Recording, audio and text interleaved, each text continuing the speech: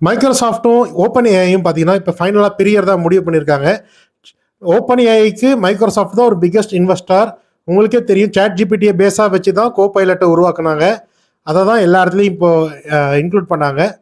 இப்போ வந்து பார்த்தீங்கன்னா ஒரு வால் ஸ்ட்ரீட் ஜேர்னல் அப்படிங்கிற ஃபேமஸான அந்த நிறுவனம் கொடுத்த ரிப்போர்ட்டின் படி ப்ராஜெக்ட் ஸ்டார்கேட் அப்படிங்கிற ப்ராஜெக்டுக்காக ஓப்பன் ஏஐ நிறைய ஏஐ டேட்டா சென்டர்ஸை உருவாக்க போகுது.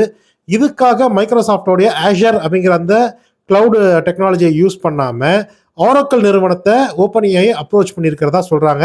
$350 பில்லியன் இந்த டேட்டா சென்டர்ஸை அவங்க போட போகிறதா சொல்கிறாங்க. கிட்டத்தட்ட $450 பில்லியன் எங்களுக்கு அவுட்ஸ்டாண்டிங் வருவாய் வரப்போகுதுன்னு ஓப்பன் ஏஐயும் ஓப்பனாக ஆரக்கிள் நிறுவனமும் ஓப்பனாக சொல்லியிருக்கிறாங்க.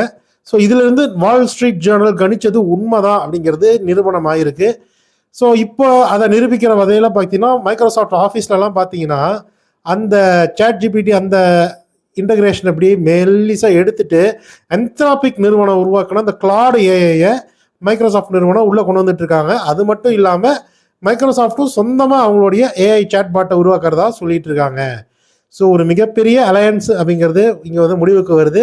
இந்த டேட்டா சென்டருங்கிறது 40 மில்லியன் வீடுகளுக்கு தேவையான மின்சாரத்தை கன்சியூம் பண்ண அளவுக்கு இது பவர் வந்து இது தேவைப்படுங்கிற மாதிரி கணிச்சிருக்கிறாங்க. ஸோ இது எப்படி போய் முடிய போகுதுன்றதை பார்க்கலாம். ஆரக்கிளும் ஓப்பன் ஏஐயும் ஒன்றா சேர்ந்துருக்காங்க. மைக்ரோசாஃப்ட் இப்போ அவங்களுக்கு கண்டிப்பாக ஒரு இண்டிபெண்ட் சாட் பாட் தேவைப்படும். என்ன பண்ணுறாங்கன்றதை பார்க்கலாம். சப்ஸ்கிரைப்.